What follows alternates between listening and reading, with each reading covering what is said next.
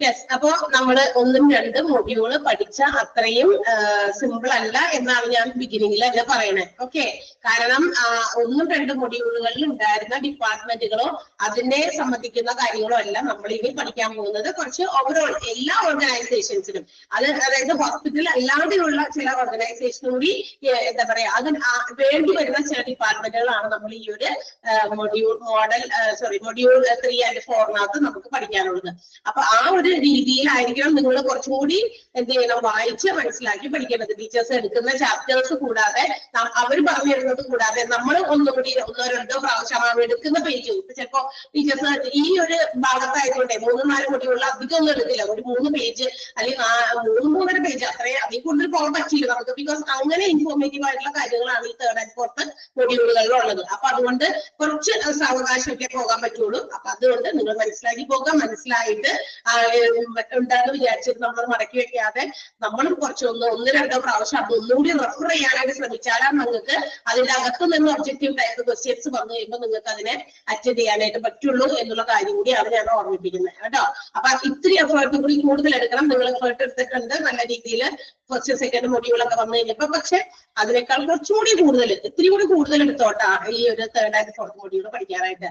അപ്പൊ നമുക്ക് 3rd മൊഡ്യൂളില് ഞാൻ ഇവിടെ എടുക്കാൻ പോകുന്ന ചാപ്റ്റർ 3 ആണ്. അതായത് നിങ്ങളുടെ 3rd മൊഡ്യൂൾ അനുസരിച്ച് സിലബസ് തിരിച്ചു തന്നിട്ടുണ്ടല്ലോ, ആ ഇത് വെച്ചിട്ടാണ് ഞാൻ പറയുന്നത്.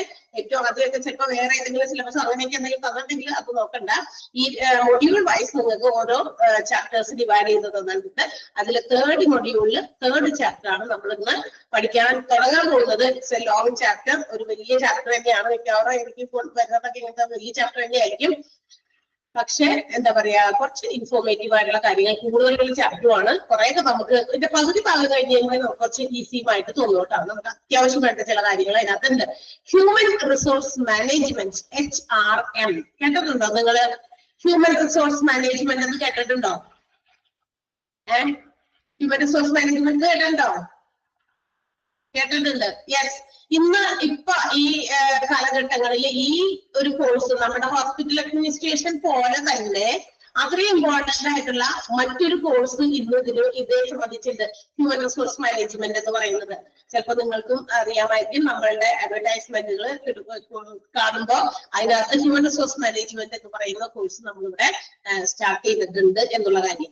അപ്പൊ ഇതൊരു കോഴ്സ് തന്നെയാണ്. കാരണം ഹ്യൂമൻ റിസോഴ്സ് എന്ന് പറഞ്ഞാൽ, ഹ്യൂമൻ റിസോഴ്സ് എന്ന് പറഞ്ഞാൽ ഇൻ ആൻ ഓർഗനൈസേഷൻ, ഒരു ബിസിനസ് സ്ഥാപനത്തെ സംബന്ധിച്ചിടത്തോളം, ഏതെങ്കിലും തരത്തിലുള്ള ബിസിനസ് ഫേമുകൾ, ഓർഗനൈസേഷൻസ്, അതിനെ സംബന്ധിച്ചിടത്തോളം ഹ്യൂമൻ റിസോഴ്സ് എന്ന് പറയുന്നത് അവരുടെ മാൻ പവർ ആണ്. അല്ലെ, man power or human resource both are same. നമുക്ക് അതിനെ സിനോണിംസ് ആയിട്ട് ഉപയോഗിക്കാം. രണ്ടും ഒരേ രീതിയിലുള്ള പദങ്ങൾ തന്നെയാണ്. ഹ്യൂമൻ റിസോഴ്സ്, മാൻ പവർ എന്ന് പറയുന്നത് അല്ലെ. അപ്പൊ ഹ്യൂമൻ റിസോഴ്സ് മാനേജ്മെന്റ് എന്ന് പറയുന്നത് ഇന്ന് ഏറ്റവും കൂടുതൽ, അതെ അഡ്മിനിസ്ട്രേറ്റീവ് ഡിപ്പാർട്ട്മെന്റിന്റെ ക്ലാസിഫിക്കേഷൻ ആണ് ഞാൻ പറഞ്ഞത്. അഡ്മിനിസ്ട്രേഷനിൽ അത് മാനേജ്മെന്റ് ആണ്. മാനേജ്മെന്റ് എന്ന് പറയുന്നത് അഡ്മിനിസ്ട്രേഷൻ ആണ് അല്ലെ. അപ്പൊ അഡ്മിനിസ്ട്രേഷനിൽ ഏറ്റവും ഇമ്പോർട്ടന്റ് ആയിട്ട് ഇന്ന് വേണ്ട ഒരു മേഖലയാണ് ഹ്യൂമൻ റിസോഴ്സിന്റെ അഡ്മിനിസ്ട്രേഷൻ അല്ലെങ്കിൽ ഹ്യൂമൻ റിസോഴ്സിന്റെ മാനേജ്മെന്റ്. ഓരോ ബിസിനസ് സ്ഥാപനങ്ങൾ നോക്കിക്കഴിഞ്ഞാൽ ചെറുതും വലുതുമായ ഒത്തിരി ഓർഗനൈസേഷൻസ് നമുക്ക് ചുറ്റും കാണാം. അതിൽ ഏറ്റവും വലിയ ഒരു ഓർഗനൈസേഷൻ തന്നെയാണ് ഹോസ്പിറ്റൽ പോലെയുള്ള ഓർഗനൈസേഷൻ. നമുക്കറിയാം ഒരു ഹോസ്പിറ്റലിൽ എത്ര ആൾക്കാരാണ് ജോലി ചെയ്യുന്നത് അല്ലെ? 1-2 പേരാണോ? അല്ല, ഒരുപാട്. നമുക്ക് പറയാം ഏറ്റവും ചുരുങ്ങിയത് ചിലപ്പോൾ ഒരു 500 ആളുകൾ അവിടെ ജോലി ചെയ്യുന്നുണ്ട്. നഴ്സിംഗ് വിഭാഗത്തിലായിക്കോട്ടെ, ഡോക്ടേഴ്സ് ആയിക്കോട്ടെ, അല്ലെങ്കിൽ മറ്റേതെങ്കിലും ഡിപ്പാർട്ട്മെന്റുകൾ കൈകാര്യം ചെയ്യുന്ന ഡയറ്ററി, അതുപോലെ തന്നെ എന്താ പറയാ നമ്മളുടെ CSSD വിഭാഗം അല്ലെ, ലോണ്ടറി വിഭാഗം കൈകാര്യം, ഇവരെല്ലാവരെയും കൂടി ചേർത്ത് ഓവറോൾ അവിടെ ഒരുപാട് ജോലിക്കാര് ഓരോ ഹോസ്പിറ്റൽസിലും വർക്ക് ചെയ്യുന്നുണ്ട് എന്ന് നമുക്ക് അറിയാം. അപ്പൊ ഈ പറയുന്ന ഓരോ ഓർഗനൈസേഷൻസിലെയും ഇത്രയും ലാർജ് നമ്പർ ഓഫ് വർക്കേഴ്സിനെ, ജോലിക്കാരെ, എംപ്ലോയീസിനെ അല്ലെങ്കിൽ മാൻ പവറിനെ മാനേജ് ചെയ്യേണ്ടത് വളരെ അത്യാവശ്യമാണെന്ന് ഇന്നത്തെ ലേറ്റസ്റ്റ് ആയിട്ടുള്ള ആ ഒരു ഇക്കോണമിയിൽ ഇത്തരം ഓർഗനൈസേഷനിൽ ഇത്തരം ഹ്യൂമൻ റിസോഴ്സസിനെ മാനേജ് ചെയ്യേണ്ടത് വളരെ ഇമ്പോർട്ടന്റ് ആണെന്ന് മനസ്സിലാക്കിക്കൊണ്ടാണ്.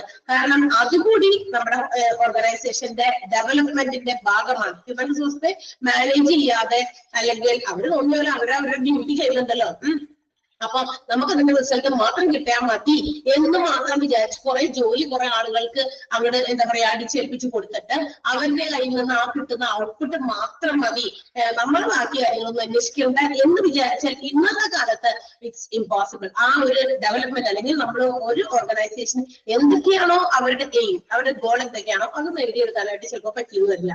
So one of the important thing in the achievement or in the development of any organization, ഏതൊരു ബിസിനസ് സ്ഥാപനത്തിന്റെയും വികസനത്തിന്റെ ഒരു ഭാഗം തന്നെയാണ് ഹ്യൂമൻ റിസോഴ്സ് മാനേജ്മെന്റ് എന്ന് പറയുന്നത്. ഇവരെ മാനേജ് ചെയ്യുക വളരെ ഇമ്പോർട്ടന്റ് ആയിട്ടുള്ള കാര്യമാണ്. ഇവരെ മാനേജ് ചെയ്യുക എന്ന് പറയുന്നത് കൊണ്ട് എന്താണ് അർത്ഥമാക്കുന്നത്?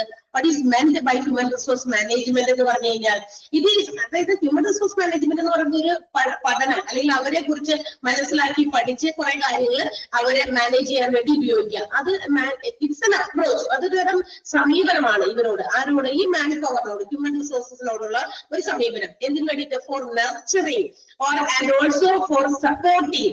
ഇവരുടെ കയ്യിൽ നിന്ന് ഇവരെന്താണോ നമുക്ക് തരാൻ ഉദ്ദേശിക്കുന്നത്, ഓർഗനൈസേഷന് അവരിൽ നിന്ന് എന്താണോ കിട്ടണ്ടേ അത് നമുക്ക് തരാം. അതിന് വേണ്ടിയിട്ട് അവരെ സപ്പോർട്ട് ചെയ്യുക, അവരുടെ എന്താ പറയാ അവർക്ക് വർക്കിംഗ് സിറ്റുവേഷനിൽ അല്ലെങ്കിൽ അവരുടെ വർക്കിംഗ് എൻവയോൺമെന്റ് പോസിറ്റീവ് എൻവയോൺമെന്റ് ആക്കി കൊടുക്കുക. അവരുടെ വർക്ക് പ്ലേസിനെ അവർക്ക് എന്താ പറയാ തൃപ്തികരമായ രീതിയിൽ അവർക്ക് അവിടെ എന്താ പറയാ ജോലി ചെയ്യാനുള്ള ഒരു അവസരം ഉണ്ടാക്കി കൊടുക്കുക. ഇതെല്ലാം ഈ ഹ്യൂമൻ റിസോഴ്സ് മാനേജ്മെന്റിൽ വരും. അപ്പൊ അവരെ നർച്ചർ ചെയ്യുക, അവരിൽ നിന്ന് മാക്സിമം റിസൾട്ട് ഉണ്ടാക്കിയെടുക്കാൻ ശ്രമിക്കുക. അതോടൊപ്പം തന്നെ അവരെ സപ്പോർട്ടും ചെയ്യണം. എങ്ങനെ? അതായത് നമുക്ക് ജോലിക്കാരിൽ നിന്ന് നമുക്ക് ഔട്ട്പുട്ട് മാത്രം മതി, ഇനി ഇന്ന ജോലി ചെയ്യണം, ആ ജോലിയിൽ നിന്നും ഉണ്ടാകുന്ന റിസൾട്ട് മാത്രം ഞങ്ങൾക്ക് മതി എന്ന് മാത്രമല്ല എംപ്ലോയീസിൽ നിന്നും പ്രതീക്ഷിക്കേണ്ടത്. But also they have to be supported. അല്ലെ, എവിടെയൊക്കെ അവർക്ക് സപ്പോർട്ട് കൊടുക്കേണ്ടി വരുമോ അവരെ സപ്പോർട്ട് ചെയ്യുക. പിന്നെ എന്താണ്? സപ്പോർട്ട് ചെയ്യുന്നതിന് വേണ്ടിയിട്ട് ആ സപ്പോർട്ട് ചെയ്യുന്നതിലൂടെ അവരുടെ വർക്കിംഗ് പ്ലേസിൽ ഇപ്പൊ നമ്മളൊരു വർക്കിംഗ് സിറ്റുവേഷനിൽ നമ്മൾ ജോലി ചെയ്തുകൊണ്ടിരിക്കുമ്പോൾ whether we are satisfied or not എന്നറിയേണ്ടത് മാനേജ്മെന്റിന്റെ ഭാഗത്ത് നിന്ന് ഉള്ള ഒരു ഉത്തരവാദിത്വമാണ്. അല്ലെ, നമ്മൾ ചെയ്യുന്ന ജോലിയിൽ തൃപ്തരാണോ, നമുക്ക് എന്തെങ്കിലും തരത്തിലുള്ള വിഷമതകളുണ്ടോ, ബുദ്ധിമുട്ട് നമ്മൾ ഈ ജോലി നമ്മൾ ചെയ്യുന്നത് കൊണ്ട് ആ വർക്കിംഗ് സിറ്റുവേഷനിൽ നിങ്ങൾ എന്തെങ്കിലും തരത്തിലുള്ള പ്രോബ്ലംസ് ഫേസ് ചെയ്യുന്നത് ഇതൊക്കെ ഇടയ്ക്കിടയ്ക്ക് അറിയണം. അല്ലെ, അപ്പൊ ഇതെല്ലാമാണ്, ഇതെല്ലാത്തിന്റെയും കൂടി ഒരു ആകെ ഒരു മാനേജ്മെന്റിനെയാണ് നമ്മൾ ഹ്യൂമൻ റിസോഴ്സ് മാനേജ്മെന്റ് എന്ന് വിളിക്കുക. ഓക്കെ, സോ നമ്മൾ ഈ ഒരു ചാപ്റ്ററിൽ വിശാലമായിട്ട് ഹ്യൂമൻ റിസോഴ്സ് മാനേജ്മെന്റിനെ കുറിച്ചിട്ടുള്ള കാര്യങ്ങളാണ് പഠിക്കാൻ പോകുന്നത്. ഓക്കെ, അവർ പറയുന്നത് in order to achieve the goals of any organisation, ഏത് ബിസിനസ് സ്ഥാപനം. ഇപ്പൊ നമ്മൾ പഠിക്കുന്നത് എന്താ പറയാ ഹോസ്പിറ്റൽസിലെ ഹ്യൂമൻ റിസോഴ്സ് മാനേജ്മെന്റിനെ കുറിച്ചാണ്.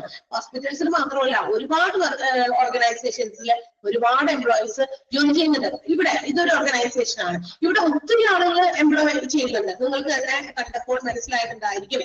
ടീച്ചിങ് സെഷനിൽ ടെക്നിക്കൽ വിഭാഗം കൈകാര്യം ചെയ്യുന്നവര്, ഓക്കെ, PROs, അങ്ങനെ ഒത്തിരി ആളുകൾ ഇവിടെ വർക്ക് ചെയ്യുന്നുണ്ട്.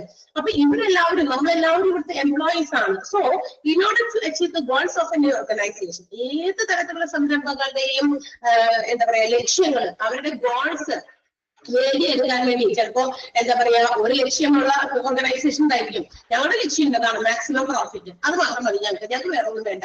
എന്നാൽ ചില ഓർഗനൈസേഷൻസിന് നോട്ട് ഓൺലി പ്രോഫിറ്റ്, അവരുടെ എയിം എന്ന് പറയുന്നത് പ്രോഫിറ്റ് എന്ന് പറയുന്നത് മാത്രമല്ല, മൾട്ടിപ്പിൾ ഗോൾസ്, ഒരുപാട് ഗോൾസ് ഉണ്ടായിരിക്കാം. സമൂഹത്തിന് വെൽഫെയർ കൊടുക്കുന്നതായിരിക്കാം, പ്രോഫിറ്റ് നേടുന്നതുമായിരിക്കാം, ഇക്കോണമിയുടെ ഡെവലപ്മെന്റ് ആയിരിക്കാം. നമ്മുടെ രാജ്യം വളരേണ്ടത് നമ്മുടെ ആവശ്യമാണ്. അല്ലെ, അങ്ങനെ മൾട്ടിപ്പിൾ ഗോൾസ് ഉള്ള ഓർഗനൈസേഷൻസ് നമുക്ക് ചുറ്റുമുണ്ട്. അപ്പൊ അതിന് വേണ്ടിയിട്ട് അത്തരം ഗോൾസ് അച്ചീവ് ചെയ്യാൻ വേണ്ടിയിട്ട് ഒരു നല്ല രീതിയിൽ എല്ലാ രീതിയിലും പ്ലാനിംഗ് ഒക്കെ ഉള്ള ഒരു വെൽ റൺ ഓർഗനൈസേഷൻ ആണെങ്കിൽ they will have some rules, procedures, guidelines, അല്ലെ, പ്രോഗ്രാംസ് ആൻഡ് ഓൾസോ പോളിസീസ്. അങ്ങനെ നമുക്ക് ആ ഒരു നമ്മൾ ഉദ്ദേശിക്കുന്ന മൾട്ടിപ്പിൾ ഗോൾസ് നേടിയെടുക്കണമെങ്കിൽ നമ്മൾ കൃത്യമായിട്ട് ഒരു ക്ലിയർ കട്ട് ആയിട്ട് ഒരു കുറച്ച് നിയമങ്ങള്, ചില പ്രോഗ്രാമുകളൊക്കെ നേരത്തെ കൂടി നമ്മൾ പ്ലാൻ ചെയ്യേണ്ടായിരിക്കും. നമുക്ക് കുറച്ച് ഗൈഡ് ലൈൻസ് ഇന്ന രീതിയിൽ കാര്യങ്ങളൊക്കെ ഫോളോ ചെയ്യണം. So it should be well planned. അതിനുവേണ്ടി നമ്മൾ നേരത്തെ കൂട്ടി പ്ലാൻ ചെയ്യണം. ഓടിച്ചാടി നമ്മൾ എന്തെങ്കിലും ഒരു കാര്യം ചെയ്യുന്നതാണോ, നമ്മൾ കുറച്ച് പ്ലാനിങ്ങോടുകൂടി ഒരു കാര്യം ചെയ്യുന്നത് ഏതായിരിക്കും കൂടുതൽ ബെനഫിഷ്യൽ ആയിട്ടുണ്ടാകുക? ഒന്ന് ആലോചിച്ച് നോക്കിയേ നിങ്ങൾ.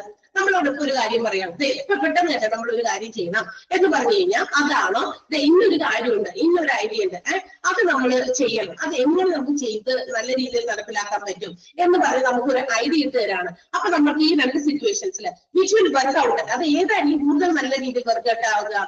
നമുക്ക് അതിന് പ്ലാനിങ്ങോടുകൂടി നമുക്ക് കാര്യങ്ങളൊക്കെ ചിന്തിച്ച് കുറച്ച് സമയം എടുത്ത്, അതായത് സമയം എടുത്തെന്ന് പറഞ്ഞാൽ ഓരോന്നിനും കുറെ സമയം കൊടുക്കാൻ പറ്റില്ല, അതിന് ആവശ്യമായി ഇച്ചിരി ആണെങ്കിലും ഇച്ചിരി, അല്ലെങ്കിൽ 1 hour ആണെങ്കിൽ 1 hour, ആ ഒരു പ്ലാൻ ചെയ്യാനുള്ള ഒരു സമയം കിട്ടിക്കഴിഞ്ഞാൽ നമുക്കത് കുറച്ച് നല്ല രീതിയിൽ അല്ലെ, നല്ല രീതിയിൽ നമുക്കത് വെൽ ഡൺ ആയിട്ട് ചെയ്യാൻ പറ്റും. അത് ഇടാപടി എന്നൊക്കെ ചെയ്യാൻ പറഞ്ഞാലോ ചിലപ്പോൾ നമുക്ക് അതിനകത്ത് എന്തെങ്കിലും തരത്തിലുള്ള ലിമിറ്റേഷൻസ് പോരായ്മകളൊക്കെ വരും അല്ലെ. അപ്പൊ എന്ത് കാര്യത്തിലും അങ്ങനെയാണ്. ഒരാളോട് വിളിച്ചത് ഒരു സ്പീച്ചിൽ ഒരു ടോപ്പിക്കിനെ കുറിച്ച് ഒന്ന് പറയാൻ പറഞ്ഞു കഴിഞ്ഞാൽ ചിലപ്പോൾ അത് പെട്ടെന്ന് പറയുമ്പോൾ നമുക്ക് എന്താ പറയാ, പറയാൻ ഉദ്ദേശിക്കുന്ന കാര്യങ്ങളോ അല്ലെങ്കിൽ വേണ്ട കാര്യങ്ങളോ ചിലപ്പോൾ പറയാൻ പറ്റിയെന്ന് വരില്ല. അതേസമയം നാളെ നിങ്ങൾ വരുമ്പോൾ ഇന്നൊരു ടോപ്പിക്കിനെ കുറിച്ചിട്ട് കുറച്ച് കാര്യങ്ങൾ നമുക്ക് സംസാരിക്കണം കേട്ടോ. അപ്പൊ നമ്മൾ എന്ത് ചെയ്യും, നമ്മളൊരു പ്രിപ്പറേഷൻസ് നടത്തും. അപ്പൊ എന്തൊക്കെയാ സംസാരിക്കേണ്ടേ, ഒരു പ്ലാനിങ് നമ്മൾക്ക് അതിനെ കുറിച്ച് ഉണ്ടാക്കും അല്ലെ. അതുപോലെ തന്നെയാണ് ഒരു ഹ്യൂമൻ റിസോഴ്സ് മാനേജ്മെന്റ് എന്ന് പറയുന്നത്, അത് നമുക്ക് പ്ലാൻ ചെയ്യേണ്ടതാണ്. ഒരു നല്ല രീതിയിൽ അവർ ഉദ്ദേശിക്കുന്ന ഏതൊരു ഓർഗനൈസേഷനും ഉദ്ദേശിക്കുന്ന രീതിയിലുള്ള ലക്ഷ്യങ്ങളിലേക്ക് എത്താൻ they should have to follow some policies, some programs, some rules, regulations, procedures, guidelines. ചില കാര്യങ്ങൾ ഫോളോ ചെയ്താൽ മാത്രമേ നമുക്ക് നല്ല രീതിയിൽ പ്ലാൻ ചെയ്ത് എന്ത് ചെയ്യാൻ പറ്റുള്ളൂ, ഒരു ഓർഗനൈസേഷൻ അതിന്റെ ഗോൾസ് അച്ചീവ് ചെയ്യാനായിട്ട് സാധിക്കുള്ളൂ അല്ലെ. അങ്ങനെ തന്നെയാണല്ലോ, നമുക്കറിയാം. അതൊരു കോമൺ ആയിട്ടുള്ള ഒരു നേച്ചർ, ഒരു പൊതു സ്വഭാവമാണത്. അപ്പൊ പ്ലാനിങ് വേണം. ഓക്കെ, അപ്പോ അങ്ങനെയാണെങ്കിൽ ഈ പ്ലാനിങ് ഏതൊക്കെ രീതിയിൽ നടപ്പാക്കണം നമുക്കറിയാം. ഇന്ത്യൻ ഓർഗനൈസേഷൻ ഏതൊരു ബിസിനസ് സംരംഭത്തെ നമ്മൾ എടുത്താലും there are 4 types of resources in an organization. പ്രധാനമായിട്ടും 4 രീതിയിലുള്ള ഫാക്ടേഴ്സ് അല്ലെങ്കിൽ റിസോഴ്സസ് അല്ലെങ്കിൽ എലമെന്റ്സ് നമുക്ക് ഒരു ഓർഗനൈസേഷനിൽ കാണാം, which we call money, material, machinery and men. 4 M's ആണ് കേട്ടോ, എമ്മുകൾ. 4 എമ്മുകള് നമുക്കൊരു ഓർഗനൈസേഷനിൽ ഉണ്ട് എന്ന് നമുക്ക് മനസ്സിലാക്കാൻ സാധിക്കും. വിചാരിച്ചേ ഏതൊക്കെയാണ് ആ എമ്മുകള്? മണി, പണം ഇല്ലാത്ത ഒരു ബിസിനസ് തുടങ്ങാൻ പറ്റില്ല. പറ്റുമോ? Money is the most important thing which we need to start a business. ഒരു ബിസിനസ് സംരംഭം തുടങ്ങാനായിട്ട് ക്യാപിറ്റൽ, മൂലധനം, മണി എന്ന് പറയുന്ന സാധനം വേണം. ആ ഒരു ഫാക്ടർ അല്ലെങ്കിൽ ആ ഒരു എലമെന്റ്, ആ ഒരു റിസോഴ്സ് ഇല്ലാതെ നമുക്കൊന്നും ചെയ്യാൻ നിവർത്തിയില്ല അല്ലെ. ബാക്കി എന്തുകൊണ്ട് എന്ന് പറഞ്ഞാലും ഇനി പണം മാത്രം ഉണ്ടെങ്കിലും ഏത് ബിസിനസ് തുടങ്ങാൻ പറ്റുന്നതാണോ? No, it's impossible. അതും നമുക്ക് നിഷ്ഫലമായ കാര്യമാണ്, അത് ഇമ്പോസിബിൾ ആയിട്ടുള്ള കാര്യമാണ്. We need some materials such as land. ഇപ്പൊ നോക്കിയേ, കുറച്ച് ഒരു ബിസിനസ് നടത്താണ്, ആ ബിസിനസ് നടത്തുന്നതിന് ആവശ്യമായ ഒരു ലാൻഡ് ആൻഡ് പ്രമിസസോ അല്ലെങ്കിൽ ബിൽഡിംഗോ അവരൊക്കെ എന്തെങ്കിലുമൊക്കെ വേണ്ടേ, അത് ഇന്ന സ്ഥലത്ത് നടത്തണം. അതിന് നമുക്ക് ആ കാര്യങ്ങളും ആവശ്യമുണ്ട്. അപ്പൊ കാശ് മാത്രം പറ്റില്ല, ഈ കാശ് ഉപയോഗിച്ച് നമുക്ക് സ്ഥലമോ സൗകര്യമോ ഒക്കെ വാങ്ങിക്കാനും പറ്റണം. അതിനുള്ള സൗകര്യം കൂടി നമുക്ക് ഉണ്ടായിരിക്കണം. ഇനി ഇത് രണ്ടും മാത്രം മതിയോ? No, we need some machineries. ഈ ബിസിനസ് സംരംഭം പ്രാവർത്തികമാക്കാൻ വേണ്ടി അല്ലെങ്കിൽ പ്രാക്ടിക്കലായിട്ട് നമുക്ക് പല കാര്യങ്ങൾ ചെയ്യാൻ വേണ്ടി മെഷീനറീസ്. ഇപ്പൊ നമുക്ക് ഹോസ്പിറ്റലിൽ നോക്കുമ്പോ അറിയാം അല്ലെ, നമ്മളതൊക്കെ നേരത്തെ പഠിച്ചിരിക്കണം. Land labour, capital and organisation അതിന്റെ മറ്റൊരു രീതിയിൽ ഇവിടെ പറഞ്ഞിരിക്കുന്നതാണ്. കാരണം നമുക്ക് നമ്മളുടെ രീതിയിലേക്ക് കൊണ്ടുവരണം, അതിന് വേണ്ടിയിട്ടാണ് ഇവര് ഇങ്ങനെ പറഞ്ഞിരിക്കുന്നത്. അപ്പൊ മെഷീനറീസ് ഹോസ്പിറ്റലാകുമ്പോൾ ഇത്ര മെഷീനറീസ് ഫങ്ഷൻ ചെയ്യുന്നത് നിങ്ങൾ പരിചയപ്പെട്ടിട്ടുണ്ടായിരിക്കും. ഒരുപാട് എക്യുപ്മെന്റ്സ് അല്ലെ, ഹോസ്പിറ്റൽസിനകത്ത് ഉപയോഗിക്കുന്ന എക്യുപ്മെന്റുകൾ നിങ്ങൾ പഠിക്കാൻ പോകുന്നുണ്ട് എന്ന് തോന്നുന്നു. അടുത്ത മൊഡ്യൂളിലായിരിക്കും ചിലപ്പോ. അതിനോ മെഡിക്കൽ എക്യുപ്മെന്റ്സ് എന്ന് പറയുന്ന ഒരു മൊഡ്യൂളിൽ ഒരു ചാപ്റ്റർ നമുക്ക് പഠിക്കാനുണ്ട്.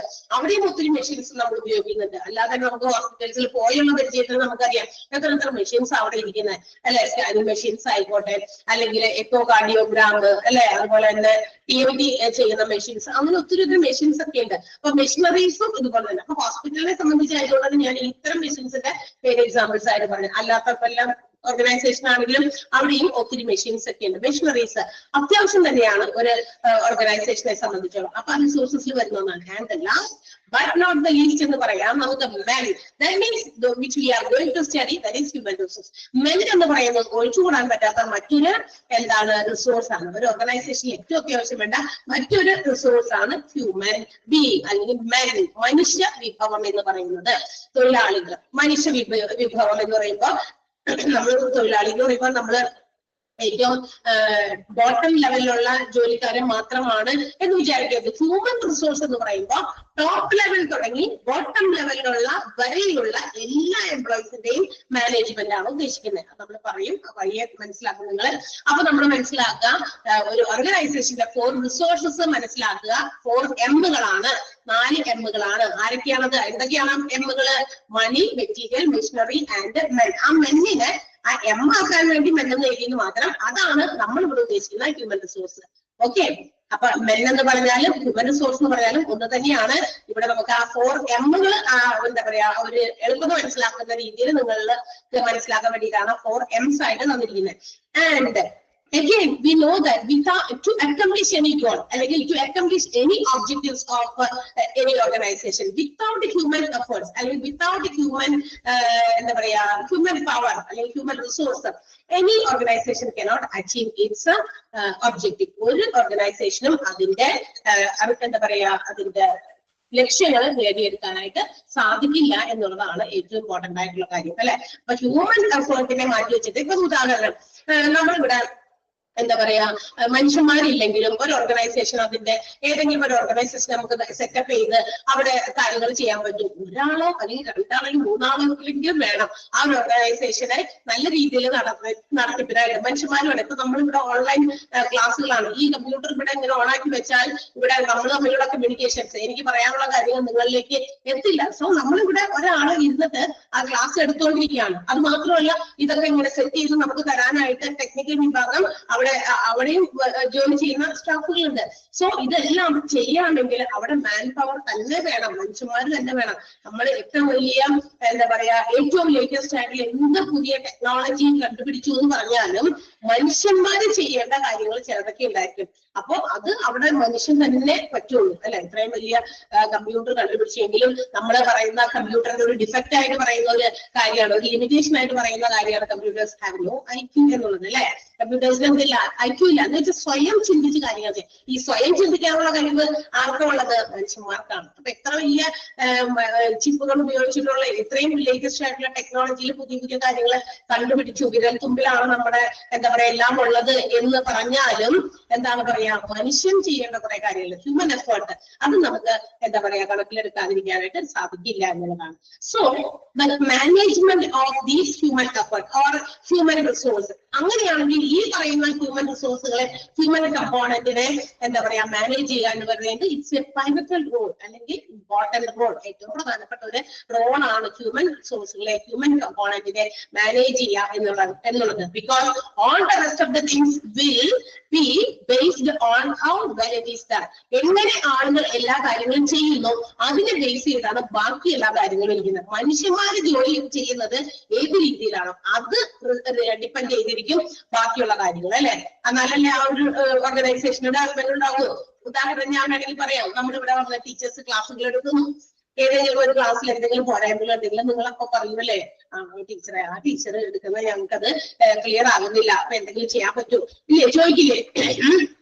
ചോദ്യം സ്വാഭാവികമാണ്. അതുപോലെ മറ്റേതെങ്കിലും തരത്തിലുള്ള ഓർഗനൈസേഷൻ ഇപ്പൊ ഒരു ജോലിക്കാരൻ അല്ലെങ്കിൽ ജോലിക്കാരി ചെയ്യുന്നു, അവർ ചെയ്യുന്ന ജോലി അത്ര പെർഫെക്റ്റ് അല്ല, മറ്റുള്ളവരോ അല്ലെങ്കിൽ ഇവര് മാനേജ്മെന്റിന്റെ ശ്രദ്ധയിലോ അത് പെട്ടു കഴിഞ്ഞാൽ ഒരാൾക്ക് നമ്മൾ സാലറി കൊടുത്ത് അവരുടെ ജോലി കൊടുക്കുമ്പോൾ അവരുടെ എന്താ പറയാ നിലനിൽപ്പിന് വേണ്ടി, ഏത് ബിസിനസ് ഓർഗനൈസേഷന്റെ നിലനിൽപ്പിന് വേണ്ടി ആ ഓരോ വർക്കേഴ്സിൽ നിന്നും മാക്സിമം ഔട്ട്പുട്ട് അവർക്ക് കിട്ടണം, അല്ലെ?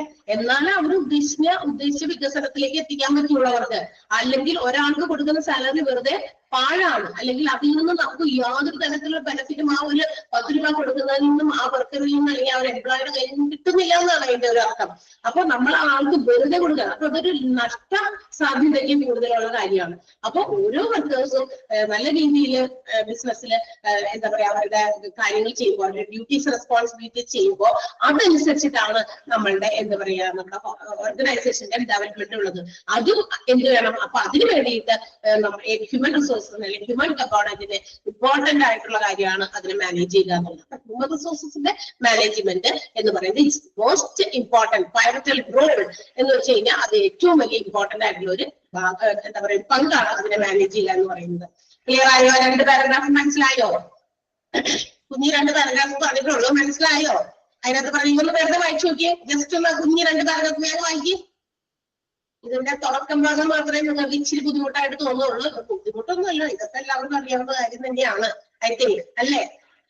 പിന്നെ നിങ്ങൾ ഇങ്ങനെ എഴുതി വെച്ചേക്കുന്നതായതുകൊണ്ട് നമ്മുടെ ഡിപ്പാർട്ട്മെന്റ് പോലെയോ അല്ലെങ്കിൽ മറ്റ് ഡിപ്പാർട്ട്മെന്റുകൾ നമ്മൾ പഠിച്ചതുപോലെ അത്ര ഈസി അല്ല എന്നുള്ളത് ഞാൻ ഉദ്ദേശിച്ചുള്ളൂ. ഭയങ്കര ടഫാണെന്ന് ഞാൻ പറഞ്ഞില്ല കേട്ടാ. നിങ്ങൾക്കൊരു എന്താ പറയാ ഒരു മുൻകൂർ ജാമ്യം ഞാൻ എടുത്തതാണ്. ആ പഠിച്ചതുപോലെ അത്രയും നമുക്ക് എന്താ പറയാ ആ ലാഘവത്തോടെ ഇരുന്നത് കേൾക്കാൻ പറ്റില്ല. ഇത് കുറെ ഇൻഫോർമേറ്റീവ് ആയിട്ടുള്ള കാര്യങ്ങൾ എഴുതി വെച്ചിരിക്കാം. സോ നമ്മൾ അതനുസരിച്ച് അതിനെ ആ രീതിയിൽ ആ ഒരു ടോപ്പിക്കിനെ ഹാൻഡിൽ ചെയ്യണം എന്നാണ് ഞാൻ ഉദ്ദേശിച്ചത്. ഭയങ്കര ബുദ്ധിമുട്ടൊന്നും അല്ലാട്ടാ പറഞ്ഞത്. ഇതൊക്കെ കുറെ നമുക്ക് അറിയാവുന്ന കാര്യമാണ്. നമ്മൾ പല സ്ഥലത്തിലും ഇതൊക്കെ പഠിച്ചതാണ്. ഞാൻ ഇനി പറയണ്ടല്ലോ അല്ലെ. ഡിഗ്രി ഐ തിങ്ക് ബികോം ഒക്കെ എടുക്കുന്നവർക്ക് പഠിച്ചിട്ടുണ്ടായിരിക്കും ബിസിനസ്സിലോ അല്ലെ.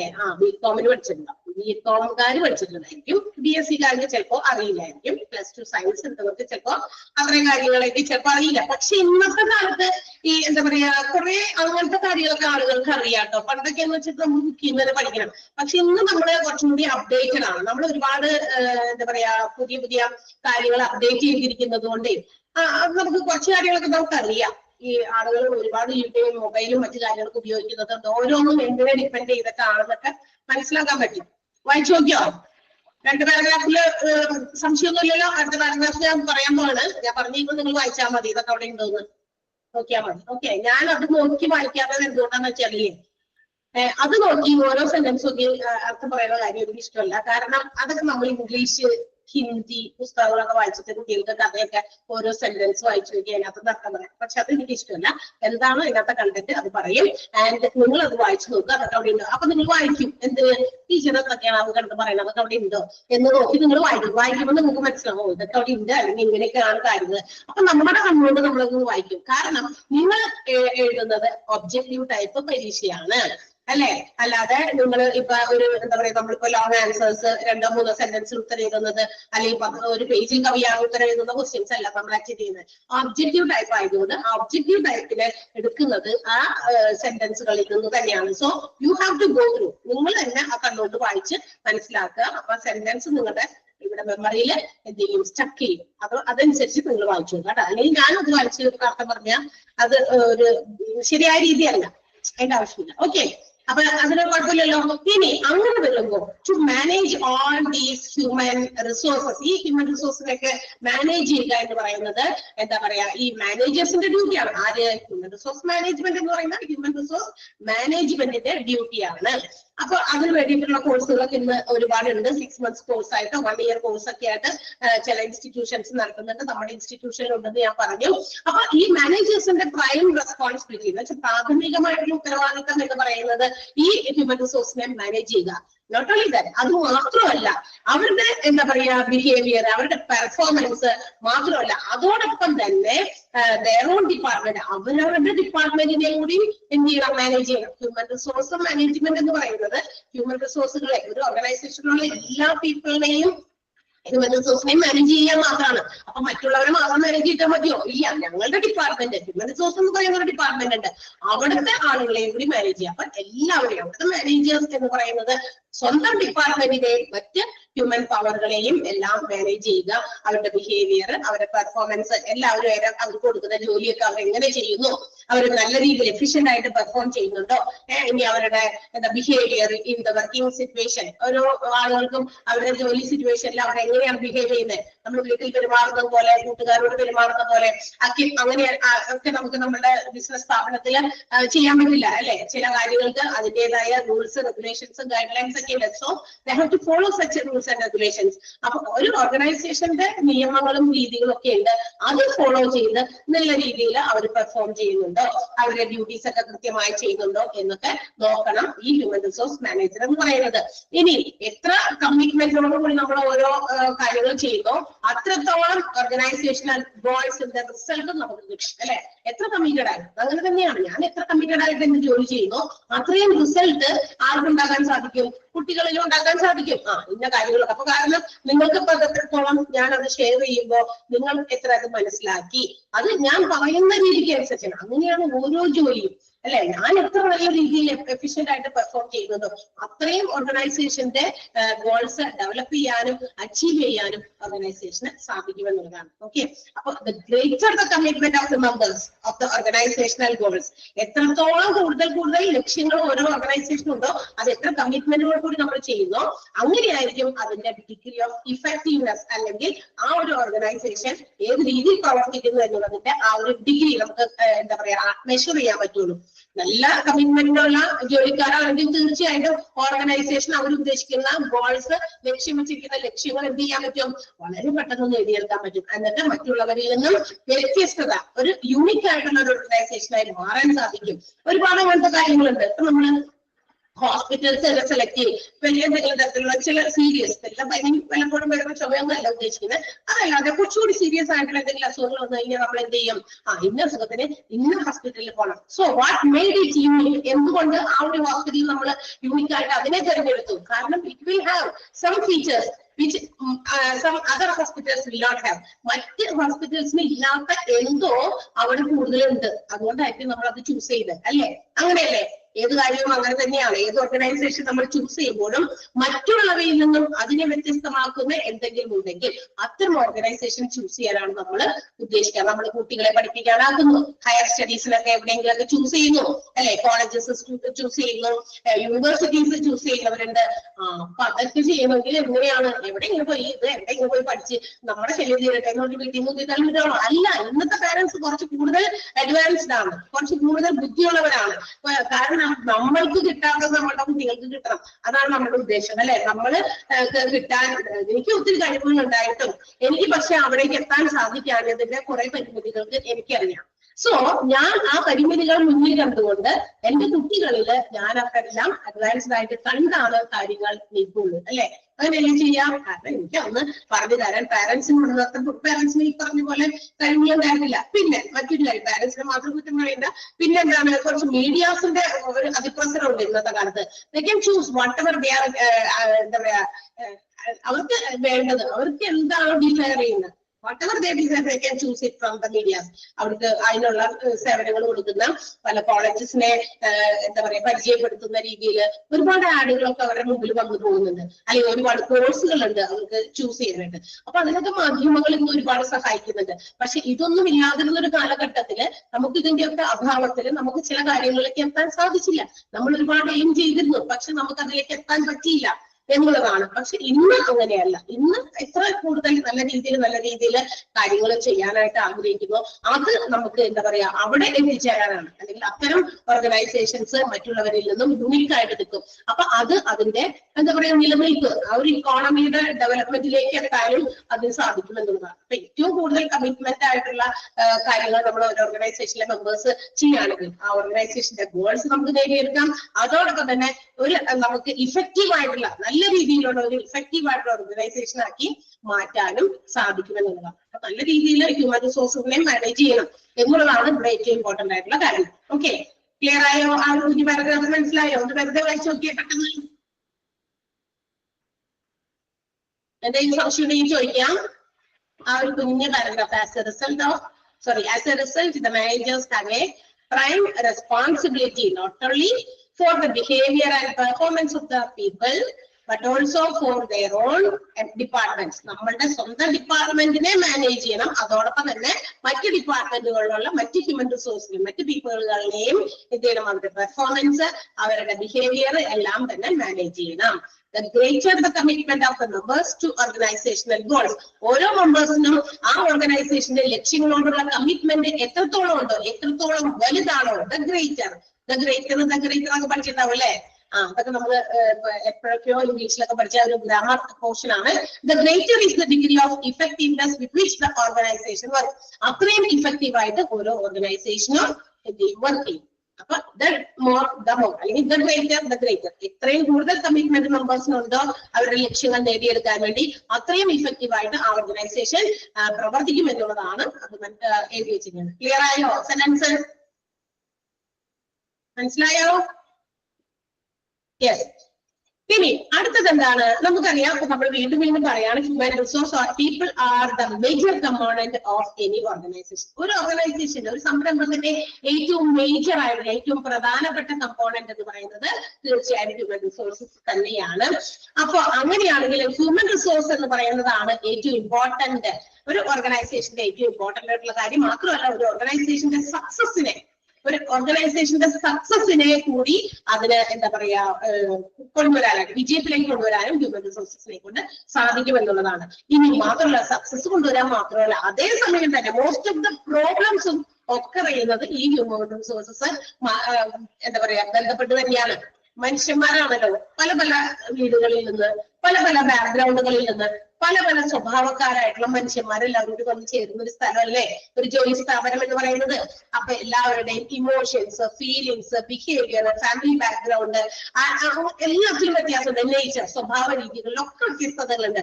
അപ്പൊ ഏറ്റവും നല്ല രീതിയിൽ മനുഷ്യന്മാരെ കോർഡിനേറ്റ് ചെയ്ത് മാനേജ് ചെയ്ത് കൊണ്ടുപോയി നല്ല റിസൾട്ട് നേടാനായിട്ട് ഒരു ഓർഗനൈസേഷനെ സഹായിക്കുന്ന ഒന്നാണ് ഹ്യൂമൻ റിസോഴ്സ്. അതേ സമയം തന്നെ അറ്റ് ദ സെയിം ടൈം അതേപോലെ തന്നെ ഒരു ഓർഗനൈസേഷനെ വിലംപരിശാക്കാൻ, അതിന്റെ ഫെയിലിയർ, അതിന്റെ പരാജയത്തിലേക്ക് കൊണ്ടുവരാനും എന്തിനു പറ്റും? ഈ പറഞ്ഞ ഹ്യൂമൻ റിസോഴ്സസിന് തന്നെ പറ്റും. അത് ഫിസിക്കൽ ആയിട്ടുള്ള അല്ലെങ്കിൽ ടെക്നിക്കൽ ആയിട്ടുള്ള ഇക്കണോമിക് പരമായിട്ടുള്ള മറ്റു സാധനങ്ങളെയൊക്കെ ഒഴിച്ചു നിർത്തിയാൽ അതിനേക്കാളൊക്കെ ഉപരി ഏറ്റവും കൂടുതൽ ഒരു ബിസിനസിനെ തകർച്ചയിലേക്ക് കൊണ്ടുവരാൻ ഹ്യൂമൻ റിസോഴ്സസിനും പങ്കുണ്ട്. അപ്പൊ രണ്ട് രീതിയിലുണ്ട്. Both positive and negative results human റിസോഴ്സസിനെ നല്ല രീതിയിൽ മാനേജ് ചെയ്തെങ്കിൽ ഉണ്ടാകും എന്നാണ് പറയുന്നത്, അല്ലെ? ഒന്ന് ആലോചിച്ച് നോക്കിയേ, ഒരു ഓർഗനൈസേഷനിൽ പല സ്ഥലത്തും എപ്പോഴും പ്രശ്നം, ഓർഗനൈസേഷനകത്ത് മനുഷ്യൻ എന്താ പറയാ ജോലിക്കാരും അങ്ങോട്ടും ഇങ്ങോട്ടും ഒരു തരത്തിലുള്ള എന്താ പറയാ ഒരു കോംപ്രമൈസിങ് തയ്യാറല്ല. ചില കാര്യങ്ങളിൽ പരസ്പരം അങ്ങോട്ടും ഇങ്ങോട്ടൊക്കെ വിട്ടുവീഴ്ച ചെയ്യാൻ തയ്യാറല്ല, അല്ലെ? നല്ല രീതിയിലുള്ള ഒരു ബന്ധം കീപ്പ് ചെയ്യുന്നില്ല. അങ്ങനെയൊക്കെ ഒരു തൊട്ടയിലും പിടിച്ചതൊക്കെ പ്രശ്നങ്ങളാകും. അപ്പൊ അത് ഓർഗനൈസേഷന്റെ നിലനിൽപ്പിനെ ബാധിക്കും, ഡെവലപ്മെന്റിനെ ബാധിക്കും തീർച്ചയായിട്ടും. അപ്പൊ അങ്ങനെ രണ്ട് രീതിയിലും അതിന് എന്തെന്റെ പങ്കുണ്ട് ഹ്യൂമൻ റിസോഴ്സ് എന്ന് പറയുന്നത്. അപ്പോ ഇനി നേരത്തെ ഞാൻ പറഞ്ഞതുപോലെ ഒരു organisation, organisation workplace, they are not having any similar behaviour patterns. എല്ലാവർക്കും ഒരേ സ്വഭാവ രീതിയിലല്ല ഉള്ളത്, അല്ലെ? അവരുടെ ക്യാരക്ടറിസ്റ്റിക് വ്യത്യാസമുണ്ട്, അല്ലെ? ചില കാര്യങ്ങളിലും ചില സാമ്യങ്ങൾ ഉണ്ടായിരിക്കും. പക്ഷേ സാമ്യതകളെക്കാൾ കൂടുതൽ എന്താ പറയാ സാമ്യതകൾ ഇല്ലായ്മയാണ് കൂടുതലുണ്ടാവുക. പറയുന്നത് ഒരു ഓർഗനൈസേഷനിൽ ഒരുപാട് ജോലിക്കാർ വരുന്നുണ്ട്. ഓരോരുത്തരും അവരവരുടെ ജോലിക്ക് വരുന്നതിന് അവർക്ക് ഒരുപാട് ആവശ്യങ്ങൾ, അവരുടേതായ ലക്ഷ്യങ്ങള്, അവരുടേതായ എന്താ പറയാ എക്സ്പീരിയൻസുകൾ എല്ലാവർക്കും ഉണ്ട്. എല്ലാവരുടെയും ഈ പറയുന്ന ലക്ഷ്യങ്ങളും അനുഭവങ്ങളും അതുപോലെ തന്നെ അവർ സെറ്റ് ചെയ്ത് വെച്ചിരിക്കുന്ന ഗോൾസും അവരുടെ ആവശ്യങ്ങളും ഒക്കെ ഒരുപോലെയല്ല. എല്ലാവരും പല പല ആവശ്യങ്ങൾക്ക് വേണ്ടിയിട്ടാണ് ആവശ്യങ്ങൾ നിറവേറ്റാനാണ് എന്ത് ചെയ്യുന്നത് ഒരു ഓർഗനൈസേഷനിൽ ജോലിക്ക് വരുന്നത്. നമുക്ക് ബയോളജിക്കലായിട്ട് എന്ന് വെച്ചാൽ നമുക്ക് ജന്മന കുറെ ഇൻഹെറിറ്റൻസ്, ദാറ്റ് മീൻസ് നമുക്ക് പരമ്പരാഗതമായിട്ട് കിട്ടുന്ന ചില സ്വഭാവ രീതികളുണ്ട്, അല്ലെ? ഇനി അതുകൂടാതെ നമുക്ക് ബാക്കി കാര്യങ്ങൾ എവിടെ നിന്ന് കിട്ടുന്നത്? Interactions with the environment, with other people, അല്ലെ? From the economy, from the society. മറ്റ് സ്വഭാവ രീതികൾ നമുക്ക് എവിടെ നിന്ന് കിട്ടുന്നതാ? നമ്മളുമായിട്ട് ബന്ധപ്പെട്ടുള്ള സമൂഹത്തിൽ നിന്ന്, നമുക്ക് ചുറ്റുപാടിൽ നിന്ന്, നമ്മൾ വർക്ക് ചെയ്യുന്ന സ്ഥലങ്ങളിൽ നിന്ന്, സൊസൈറ്റിയിൽ നിന്ന്, അങ്ങനെയൊക്കെയാണ്. കുറച്ചൊക്കെ നമുക്ക് ജന്മന കിട്ടുന്ന ചില കാര്യങ്ങളൊക്കെ ഉണ്ട്, സ്വഭാവ രീതികളുണ്ട്. അതുകൂടാതെ മറ്റു പല സ്വഭാവങ്ങൾ നമ്മൾ പലതിൽ നിന്നും നേടുന്നതാണ്, അല്ലെ? എല്ലാവരും അങ്ങനെയല്ലേ? ചിലരൊക്കെ പറയും കുട്ടിയുടെ അച്ഛന്റെ സ്വഭാവമാണ്, അമ്മയുടെ സ്വഭാവമാണ്, അല്ലെ? അങ്ങനെയൊക്കെ പറയും. പക്ഷെ കുറച്ച് കഴിഞ്ഞ് കഴിയുമ്പോ ഇതൊക്കെ പറയും. പക്ഷെ കുറച്ച് കഴിഞ്ഞ് കഴിയുമ്പോ നമ്മുടെ കുട്ടികള് വീട്ടിൽ വന്നിട്ട് ചില കാര്യങ്ങൾ കാണിക്കുകയോ പ്രവർത്തിക്കുകയോ പറയുകയോ ചെയ്യുമ്പോ നമ്മൾ നീ ഇതൊക്കെ എവിടെ പഠിച്ചേ, അല്ലെ?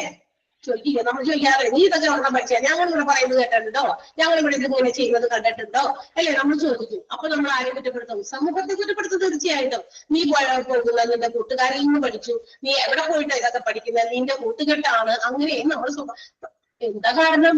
അതെ, തീർച്ചയായിട്ടും നമ്മൾ ഇതെല്ലാം തന്നെ ജനിക്കുമ്പോൾ പഠിച്ചുകൊണ്ട് വരുന്നതല്ല.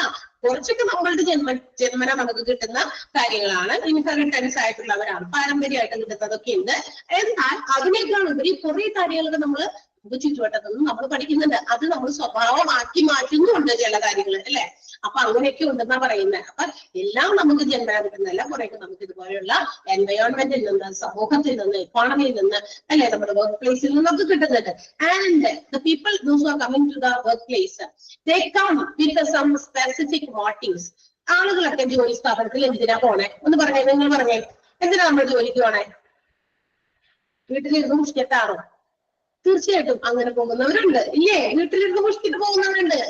എനിക്കിതൊന്നും കൊഴുതുന്ന ഒരു കാര്യമില്ല, ഞാൻ അതിനല്ല പോകുന്നേ, എനിക്ക് വീട്ടിലിരുന്ന് മടുത്തു, അതിനുവേണ്ടി അങ്ങനെ പോകുന്നവരുണ്ട്. ഓക്കെ, ഏർണിങ്സിന് വെരി ഗുഡ്. അതെ, നമ്മൾക്കൊരു ചെറിയതാണെങ്കിലും വരുമാനം വേണം എന്നുള്ള ഒരു ലക്ഷ്യത്തിന് വേണ്ടി വരുന്നുണ്ട്. ഈ രണ്ടു കാര്യം മാത്രമുള്ളൂ? ഇനി എന്തെങ്കിലും ഉണ്ടോ? പറഞ്ഞോ, എന്തെങ്കിലും ഉണ്ടോ? നോക്കിയേ, രണ്ട് കാര്യം പറഞ്ഞു നിങ്ങള്.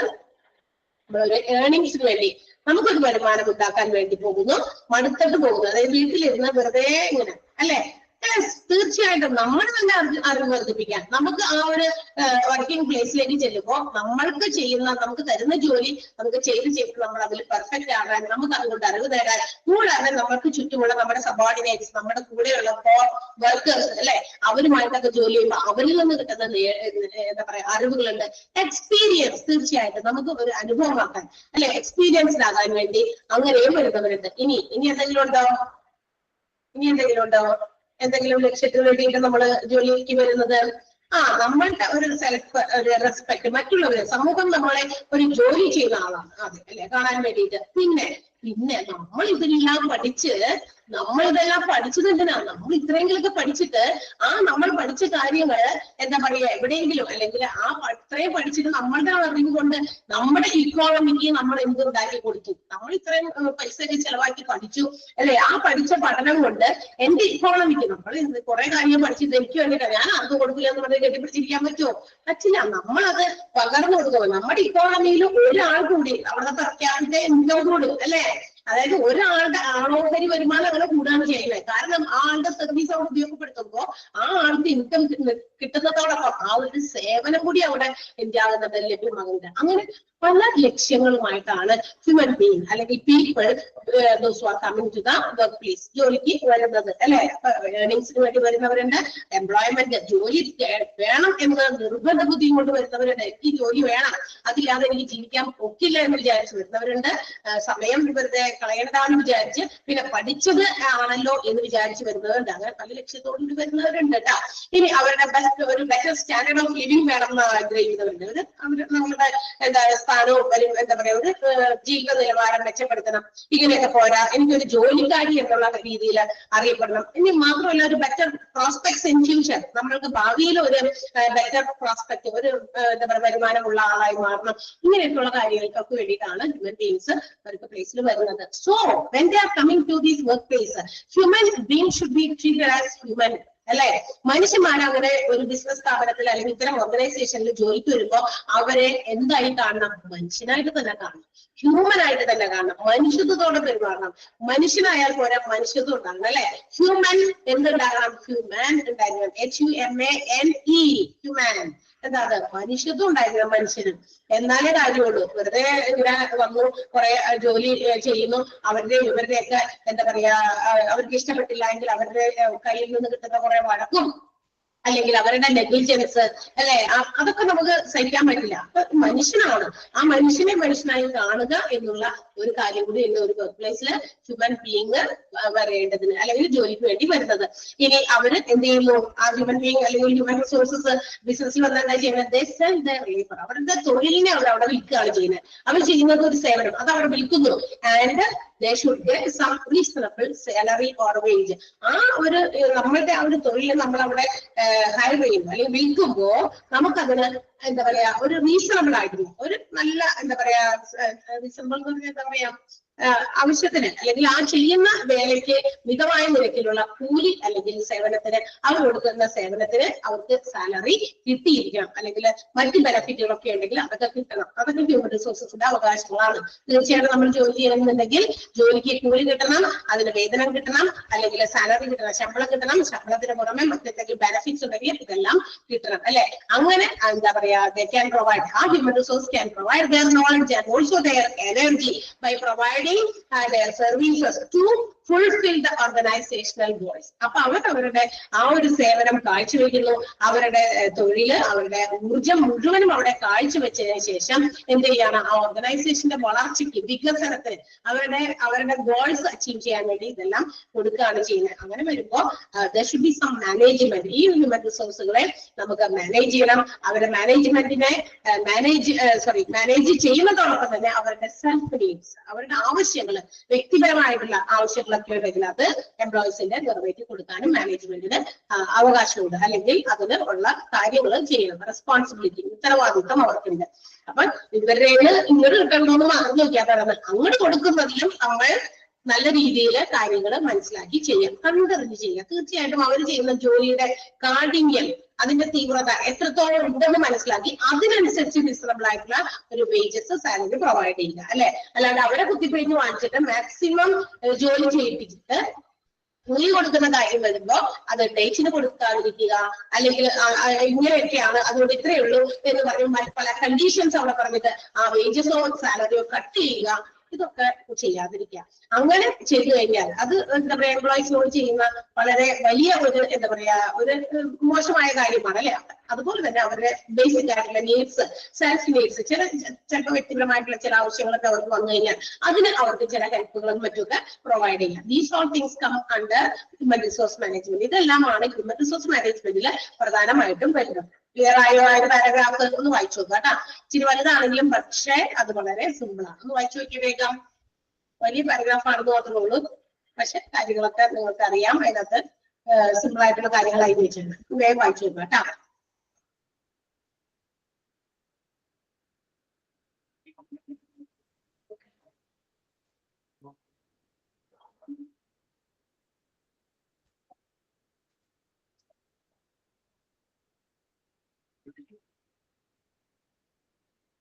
ടെക്സ്റ്റ് ബുക്ക് ഒക്കെ ഇല്ലേ എല്ലാവരുടെയും കയ്യില്?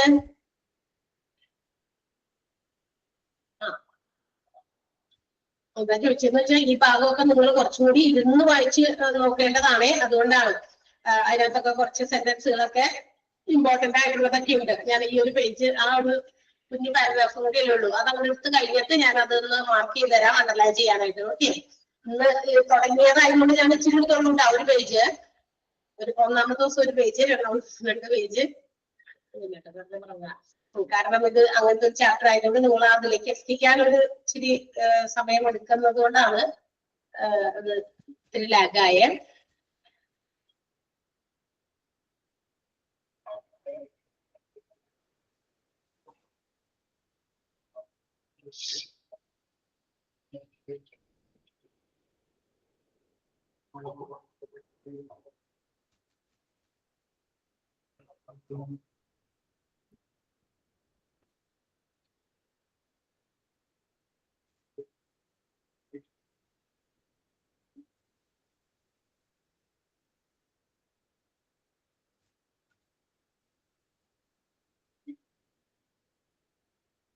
വായിച്ചോ?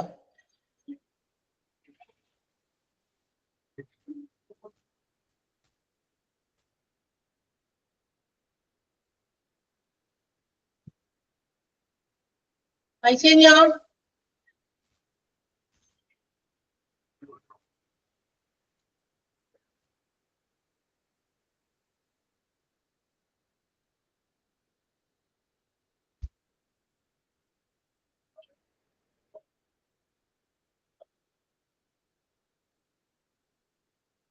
ഓക്കെ, യെസ്, ഡൗട്ട് ഒന്നുമില്ലല്ലോ ആ പാരഗ്രാഫില്? യെസ്. ഇനി അടുത്ത എന്താ പറയുന്നത്? ഇനി അവർ പറയുന്നത് ഹ്യൂമൻ റിസോഴ്സ് മാനേജ്മെന്റിന് എന്ന് പറയുന്നത് വളരെ ഇമ്പോർട്ടന്റ് ആയിട്ടുള്ള ഒരു കാര്യമാണ് ഒരു ഓർഗനൈസേഷന്റെ സക്സസിന്. ഒരു സംരംഭം വികസനം പ്രാപിക്കണമെങ്കിൽ അതിൽ ഏറ്റവും പ്രധാനപ്പെട്ട ഒരു കാര്യമാണ് ഹ്യൂമൻ റിസോഴ്സിനെ മാനേജ് ചെയ്യുക എന്ന് പറയുന്നത്. പക്ഷേ വീണ്ടും അവർ എടുത്തു പറയുകയാണ് it's very difficult task managing people. പക്ഷെ ഈ മനുഷ്യന്മാരെ മാനേജ് ചെയ്യുക എന്നുള്ളത് വളരെ ഡിഫിക്കൽട്ട് ആയിട്ടുള്ള ടാസ്ക് ആണ്. മാനേജ് ചെയ്യണം എന്നൊരു വശത്ത് പറയുന്നു, പക്ഷെ അതൊരു ബുദ്ധിമുട്ടേറിയ ഒരു ഹെർക്കുലിയൻ ടാസ്ക് ആണ് എന്ന് കൂടിയാണ് പറയുന്നത്. Because Y, what is the reason? എന്താണ് അങ്ങനെ അത്രയും ഡിഫിക്കൽട്ട് ആയിട്ടുള്ള കാര്യമാണ് ഹ്യൂമൻ റിസോഴ്സ് മാനേജ് ചെയ്യാൻ എന്ന് പറയുന്നത്? അതിനൊരു കാര്യം ഞാൻ അതിന്റെ ഇടയിൽ പറഞ്ഞു പോയിരുന്നു. Because of the dynamic nature of people. തീർച്ചയായിട്ടും അതിന്റെ പ്രധാനപ്പെട്ട കാരണം എന്താ? മനുഷ്യന്മാരുടെ ഈ ഡൈനമിക് ആയിട്ടുള്ള നേച്ചറാണ്, വ്യത്യസ്തങ്ങളായിട്ടുള്ള സ്വഭാവ രീതികളാണ്. എന്റെ സ്വഭാവമായിരിക്കില്ല എന്റെ കൂടെ അപ്പുറത്ത് വന്നിരിക്കുന്ന വേറെ ആൾക്ക് അല്ലെ. തീർച്ചയായിട്ടും വ്യത്യസ്തതകളുണ്ട്, നമ്മുടെ സ്വഭാവ രീതികളിൽ വ്യത്യാസമുണ്ട്. ഇരിക്കോട്ടെ, ഈ എല്ലാവരുടെയും സ്വഭാവ രീതികളിൽ വ്യത്യാസം ഉണ്ടെന്നുള്ളത് കൂടാതെ കാലത്തുള്ള എന്റെ സ്വഭാവ രീതി ആയിരിക്കില്ല ചിലപ്പോൾ ഉച്ചയ്ക്ക് ശേഷം ഉണ്ടാകുന്ന എന്റെ രീതി അല്ലെ. മാറ്റം വരും. തീർച്ചയായിട്ടും നമ്മളിലേക്ക് വരുന്ന ചില കാര്യങ്ങൾ, നമ്മളുടെ പേഴ്സണലി എഫക്ട് ചെയ്യുന്ന ചില കാര്യങ്ങൾ may reflect in our job. തീർച്ചയായിട്ടും അത് നമ്മുടെ ജോലിയിൽ റിഫ്ലക്ട് ചെയ്യും അല്ലേ. ഇത് അങ്ങനെ ഉണ്ടാവാറില്ല, എനിക്ക് ഉണ്ടാവാറുണ്ട്. തീർച്ചയായിട്ടും. അതായത് നമുക്കിപ്പോ സങ്കടകരമായിട്ടുള്ള കാര്യങ്ങൾ വരുമ്പോ, ദേഷ്യം പിടിക്കുന്ന കാര്യങ്ങൾ വരുമ്പോ, അല്ലെ, അത് നമ്മളുടെ പേഴ്സണൽ മാറ്റർ ആണ്. പക്ഷെ അത് നമ്മൾ നമ്മളുടെ ജോലിയിൽ കാണിക്കാൻ പാടില്ല.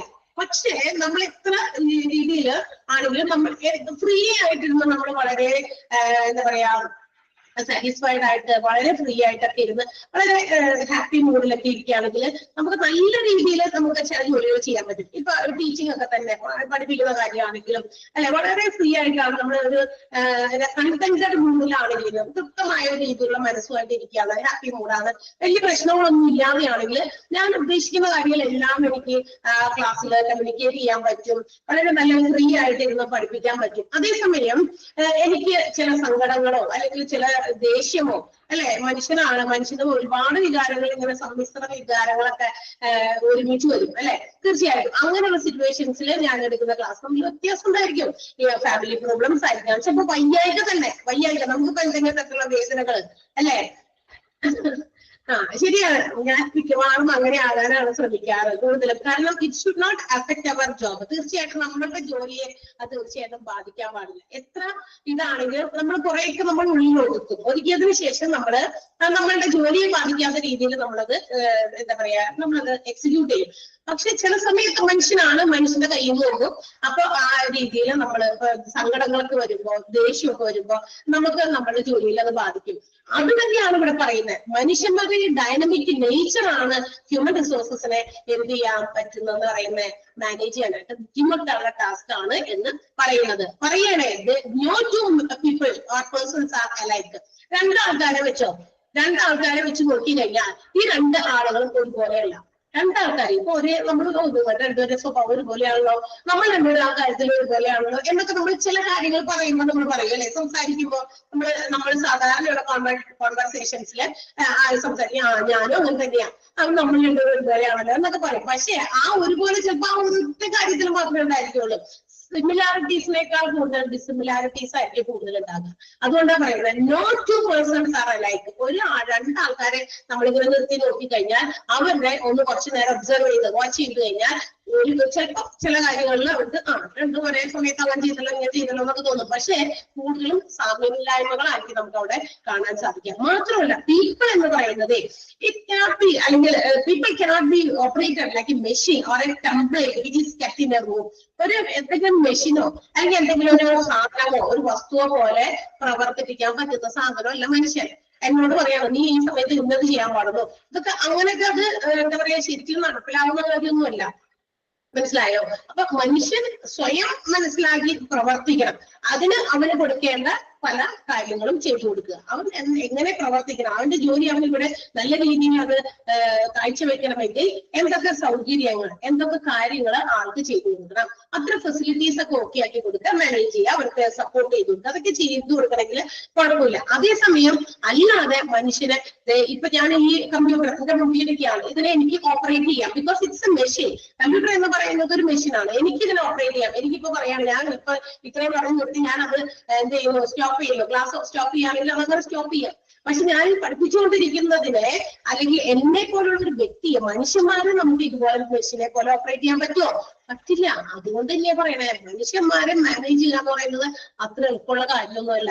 മാനേജ്മെന്റ് ഓഫ് പേഴ്സണൽ, തൊഴിലാളികളെ ഒക്കെ മാനേജ് ചെയ്യുക എന്ന് പറയുന്നത് ഇറ്റ്സ് എ ടാക്റ്റ്ഫുൾ, അല്ലെങ്കിൽ എന്ന് പറയുന്നത് വളരെ നല്ല രീതിയിൽ അതിനെ ടാക്റ്റ്ഫുൾ ആയിട്ട് ഹാൻഡിൽ ചെയ്യണം. നല്ല രീതിയിൽ ഹാൻഡിൽ ചെയ്യണം എന്ന് പറഞ്ഞാൽ എന്താ, അവരെ പ്രീതിപ്പെടുത്തേണ്ട കാര്യങ്ങളുണ്ടെങ്കിൽ അങ്ങനെ പ്രീതിപ്പെടുത്തി ചെയ്യണം, അല്ലെ, അടിച്ചേൽപ്പിച്ച് ചെയ്യുന്നതിനേക്കാൾ എന്താ പറയാ മെരുക്കിയെടുത്ത് അവരെ നല്ല രീതിയിൽ ഹാൻഡിൽ ചെയ്യണം. അങ്ങനെ മാൻ പവറിനെ ഹാൻഡിൽ ചെയ്യുക എന്നുള്ളതാണ് വേണ്ടത്. മാൻ പവർ മാനേജ്മെന്റ് എന്ന് പറയുന്നത് വീണ്ടും പറയുന്നത് it's an important job because managing people is the heart and essence of being A manager.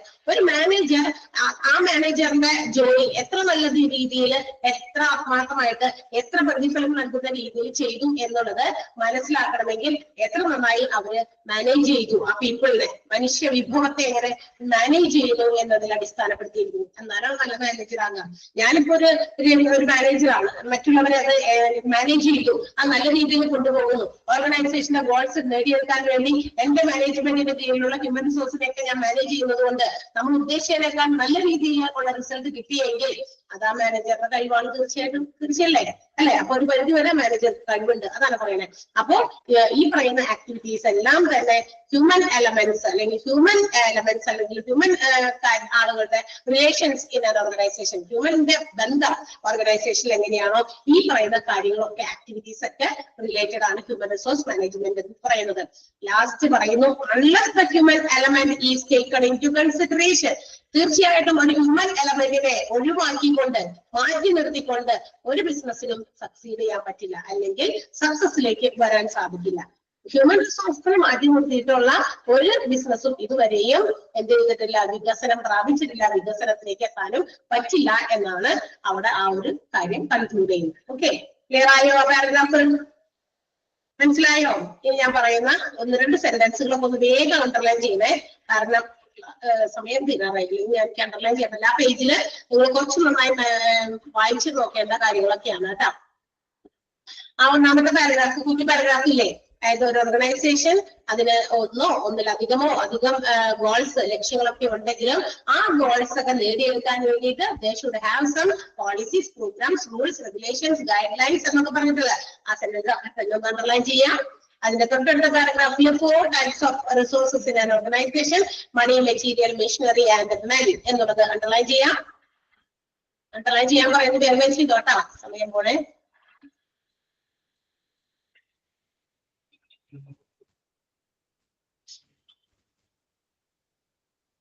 അടുത്ത സെന്റൻസ് പറയുമ്പോൾ മൂന്നാമത്തെ sentence, managing the human component is the pivotal and most important task because all else depends on how well it is done. ആ ഒരു sentence കേട്ടോ, managing the human component എന്നുള്ളത് ചെയ്തോ? Okay, then the greater the commitment of the members to the organizational goals, the greater എന്ന് പറയുന്ന ആ sentence underline ചെയ്യാം.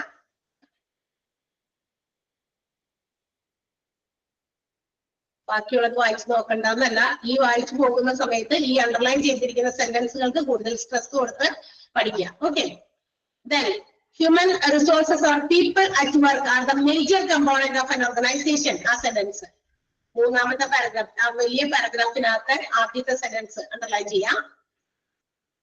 Okay, പിന്നെ ചെയ്യേണ്ടത്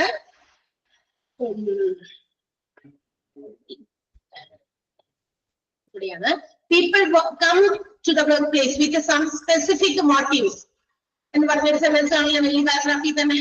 ഞാൻ ഒന്ന് ഷെയ്ഡ് ചെയ്ത് കാണിക്കാം. കണ്ട, സെലക്ട് ചെയ്തേക്കുന്ന പോസ്റ്റ് കണ്ട,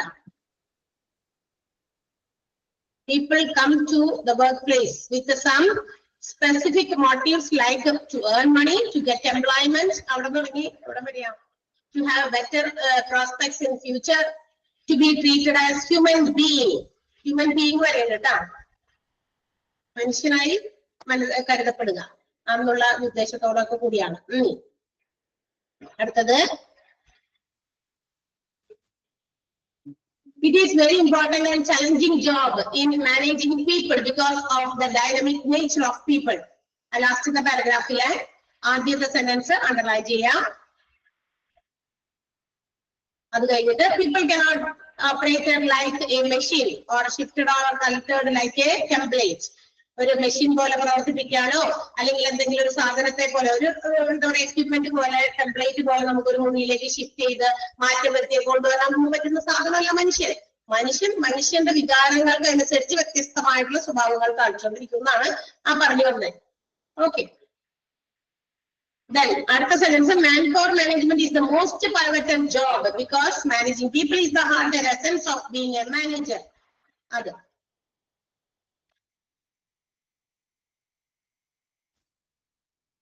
and the last sentence, unless the human element is taken into consideration, a business cannot succeed. ഇത്രയും ഓക്കെ അല്ലേ? അപ്പൊ ആ പേജ് മൊത്തം നന്നായിട്ട് വായിച്ചു നോക്കുക. കൂടുതലും ഈ സെന്റൻസുകളൊന്നും അണ്ടർലൈൻ ചെയ്തതൊക്കെ നന്നായിട്ട് മനസ്സിലാക്കി പഠിക്കാം കേട്ടോ. Okay, yes, so see U.